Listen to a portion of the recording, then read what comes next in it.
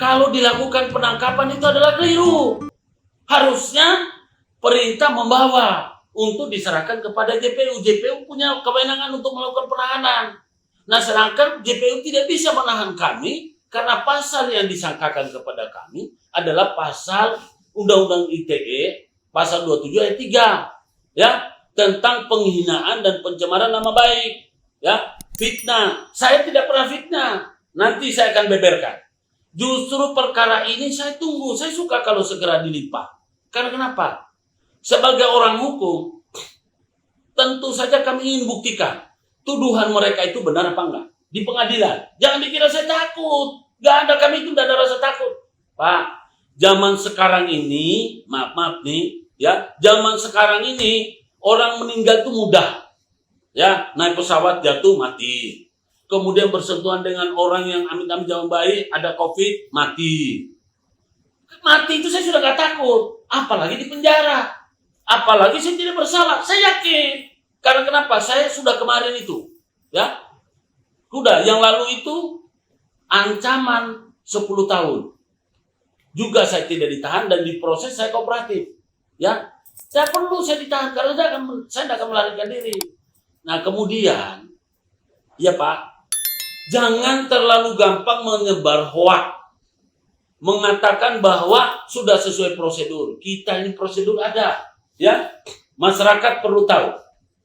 Yang namanya Perkap nomor 8 tahun 2009 itu di pasal 8, setiap anggota Polri wajib memahami instrumen HAM baik yang diatur dalam peraturan perundang-undangan Indonesia dan instrumen internasional baik yang telah diratifikasi maupun yang belum. Itu ada. Jadi polisi tidak boleh bertindak seenaknya. Ingat, polisi adalah alat negara. Sekarang ini zamannya orang sudah pada mengerti hukum.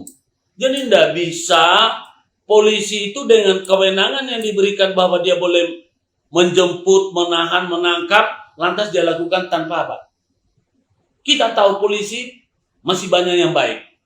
Ya, polisi masih banyak yang baik.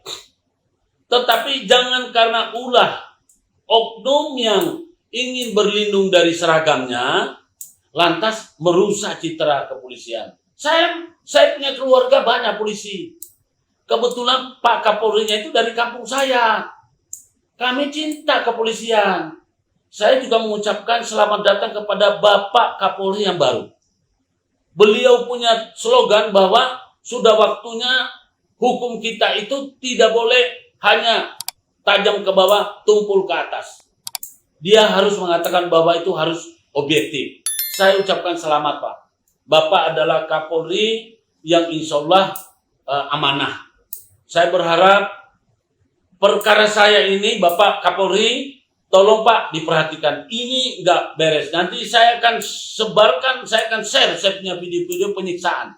Ya, saya sudah disiksa seperti teroris, seperti saya ini buronan, seperti saya ini DPO, seperti saya ini maling, seperti saya ini penjahat.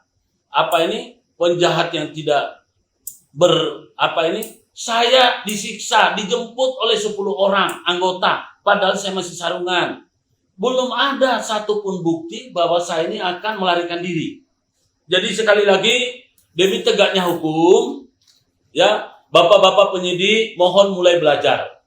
Kami dari Kantor Proteksi Perlindungan Hukum, Mahkamah Kebenaran, kebetulan saya yang jadi pimpinannya, selaku aktivis penggiat hukum pejuang kebenaran yang juga advokat, ya, sampai detik ini insya Allah saya tidak mau membela yang nggak benar.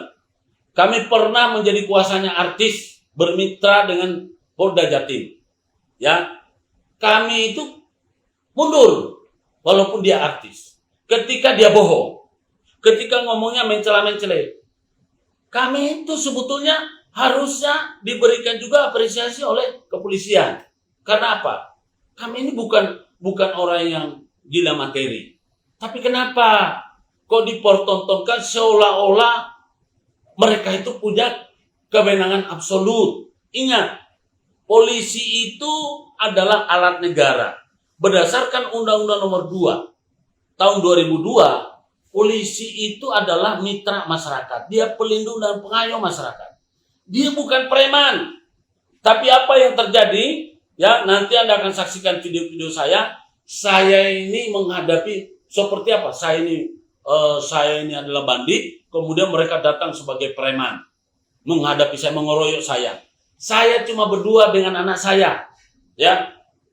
Alhamdulillah, semua anak saya 5 sarjana hukum semua. Ya, tolong dicatat. Anak saya bangga dengan putra saya yang kebetulan kemarin ada gigih. Itu adalah membela kehormatan, martabat dan harkat keluarga. Nyawa pun siap dia pertaruhkan. Begitu juga dengan putri saya yang bernama Sinta.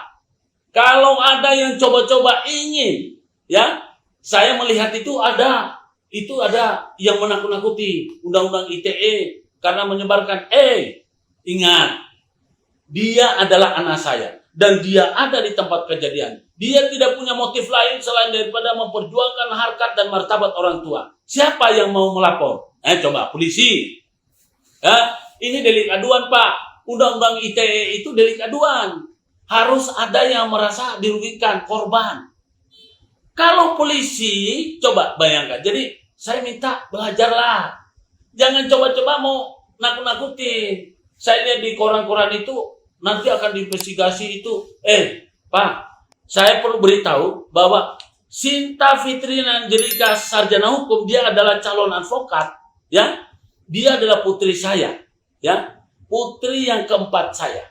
Anak saya yang keempat. Dia tidak akan pernah mundur selangkah pun. Dia tidak takut. Apalagi kebenaran. Ingat ya. Yang dia lakukan itu merekam. Apa boleh ada yang merekam? Apa boleh disalahkan itu? Gak ada yang boleh menyalahkan. Kita akan adu. Ya, ini saja perkara undang-undang ITE yang telah menjadikan kami tersangka. Kita akan bedah, tidak akan guliti di pengadilan.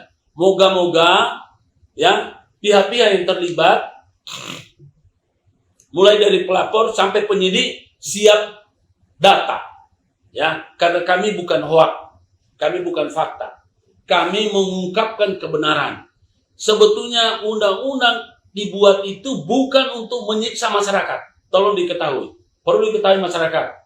Kalau Anda menyampaikan kebenaran, terlebih-lebih masalah harkat martabat dan kehormatan keluarga, Anda dikriminalisasi, maka itu berarti penegak hukumnya nggak ngerti hukum.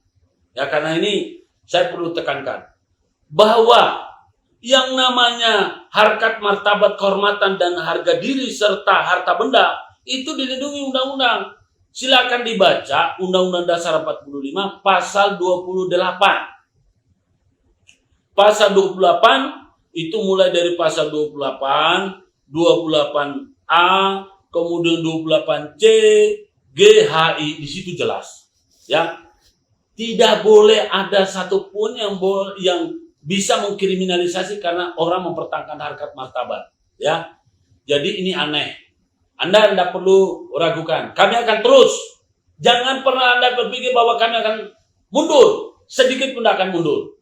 Justru saya bahagia karena Pak Kapolrinya ini adalah orang yang sangat sederhana dan beliau berkomitmen untuk membuktikan hukum itu tajam ke atas. Jadi tidak ada istilah tajam ke bawah, tumpul ke atas. Beliau menyampaikan dalam pemaparan fit and proper test di DPR RI kemarin. Saya cuma berharap bahwa jangan ada pihak-pihak yang kebetulan dekat dengan beliau lantas menodai citra beliau. Itu adalah resisten. Apalagi ada penolakan dari kelompok tertentu yang sebetulnya tidak seharusnya. Tapi saya bangga. Inilah pluralisme di Indonesia. Kita negara bukan negara agama. Membuktikan kalau beliau terpilih jadi Kapolri, saya bangga dan saya bahagia. Saya ucapkan selamat datang.